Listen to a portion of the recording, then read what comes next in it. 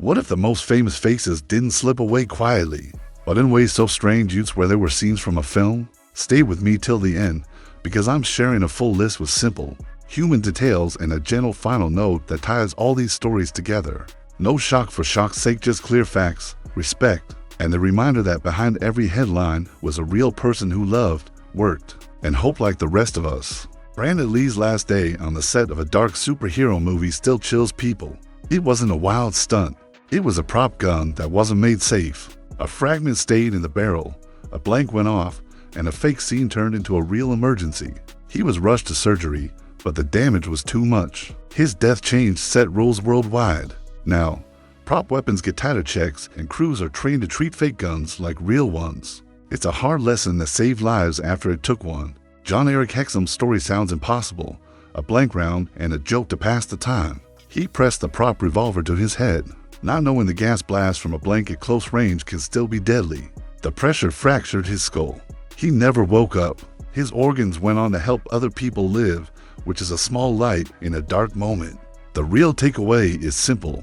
Blanks are not toys. On sets, safety needs to be louder than boredom or stress. Vic Morrow was filming a night scene with a helicopter over a shallow river when it all went wrong. A stunt explosion and low flight mixed into seconds of chaos. The chopper fell.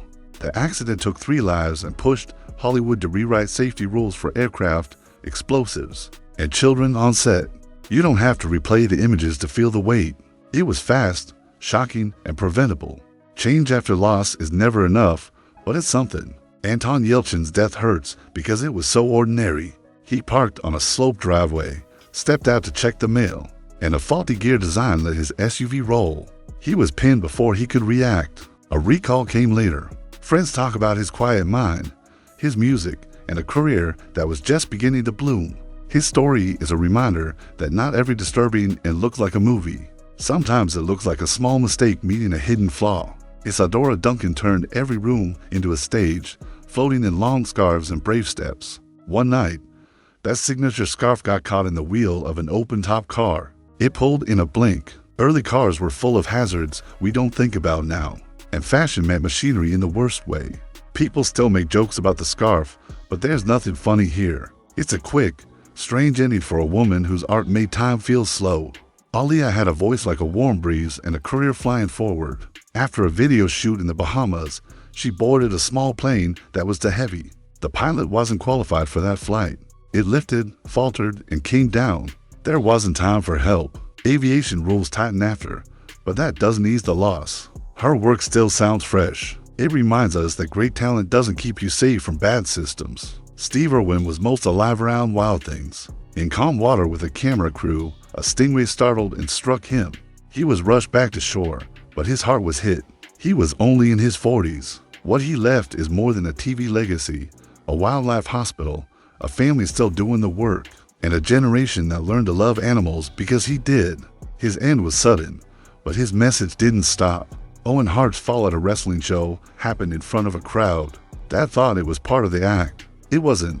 A harness release failed, and he fell from high above the ring. The event kept rolling for TV, which many fans still find hard to accept. In the years after, stunt safety in that world changed. His wife and children kept his name tied to help and fairness, not just that one awful night.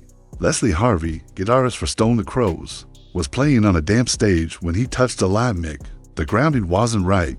The shock took him down in front of the audience. It sounds like a horror story, but it's as simple as electricity and water. Modern touring now runs safety checks that seemed fussy back then. If you've ever seen a tech test a cable twice, this is one reason why.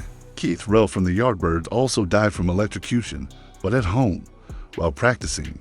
A small fault, a metal string, and live current did the rest. To separate lives, same lesson, electricity doesn't care about fame. If you play, rehearse, or record, use grounded gear, check your outlets, and don't ignore weird hums. These stories are not just sad, they're practical warnings. Natalie Wood's final night on a boat off California still brings questions. She went missing and was later found in the water. If you read debates, you'll see theories and blame. The honest truth is we don't have all the answers. We know only that a beloved actor disappeared into a dark ocean. The kindest thing we can do now is honor the work and be careful with rumors we can't prove. David Carradine's death in a Bangkok hotel drew messy headlines. The police report told one story, the press told a louder one, and grief got buried under whispers. He was a complex artist who built a long, strange, brave career. When endings are unclear, people rush to fill in the blanks. We don't need to. It's enough to say he died alone, and those who loved him deserved more gentleness from the rest of us. Paul Walker's crash was fast. He wasn't driving. He and a friend took a high-performance car out for a short ride, and it hit a pole. The car split and burned. Streets that day were not a closed track. Fans came to the scene with flowers within hours. The charity he co-founded kept working. The message that lingers is not about speed. It's about roads, judgment, and how little it takes to turn a bright afternoon into a quiet corner with police tape. Naya Rivera took her young son out on a lake. When the boat drifted, she got him back on board and didn't make it herself. No drama, no shadow, just a mother doing what mothers do. People rushed to that shore and waited days. When the news came, it cut deep. If you've ever been on open water, you know how gentle it looks and how strong it can be. Wear the vest, tie the line, don't swim alone. Her last act was love. Remember that first. Sharon Tate's murder is always told with names that don't deserve to be said. She was almost a mother. She was at home with friends. What happened was planned by others and over fast. We do not need details to understand the horror. When people retell it like a crime show, they forget there were real lives inside that house. Hold the memory of the person, not the people who took her away. Johnny Versace was walking up the steps to his home when a man walked up behind him and pulled a trigger.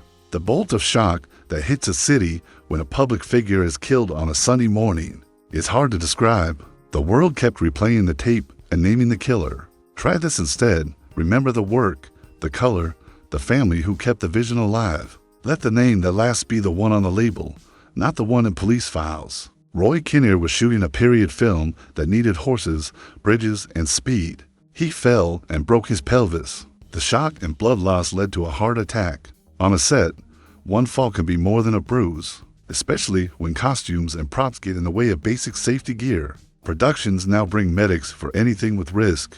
It's a change bought with pain. Timothy Treadwell spent summers living close to bears, often alone. He spoke about love for them and anger at a world that hurt them. One year, the season ran late, food ran low, and a bear turned on him. The recording that exists is not for us. We don't need to hear it to understand that while things are wild, respect is not the same as safety. You can love nature and still give it space. Christine Chubbuck's final broadcast is one of the hardest to think about. I won't describe it. She was a reporter who spoke openly about loneliness and felt the pressure of ratings and a personal weight that didn't lift. If there is anything to learn here, it's that despair can look like a neat desk, and help needs to be as easy to reach as a studio phone. If you're hurting, please talk to someone today. You are not a headline. Sherwood Anderson wasn't a movie star, but he was a name on many bookshelves. He died from an infection after swallowing a toothpick from a drink garnish. That sounds like an urban myth until you read the medical notes. Sometimes the strangest ends aren't violent, they're small and sneaky. It's one more reason not to laugh at the weird stories. A life is a life, no matter how odd the end. Owen and Steve, Brandon and Anton, Natalie and Ollie. Each of these names sits heavy for a reason. The endings were disturbing because they were sudden and didn't fit the story. We were writing for them in our heads. Fame makes us think someone is protected. They are not. What protects people is care, planning, gear that works, rules that are followed, friends who speak up, and luck. We can't control luck, but the rest is in human hands. Here's the gentle note I promised if you watch to the end. Imagine a tired set late at night. A stunt is on the call sheet. A young actor looks worried. A veteran grips a harness and says, "If it doesn't feel right, we don't do it." The coordinator nods. The director says, "We'll find another shot." The producer signs the overtime slip. Nobody dies. The scene that matters is not on camera, it's the one where people choose safety over speed. That's how disturbing ends become near misses and then boring stories that no one tells. And that is a very good thing.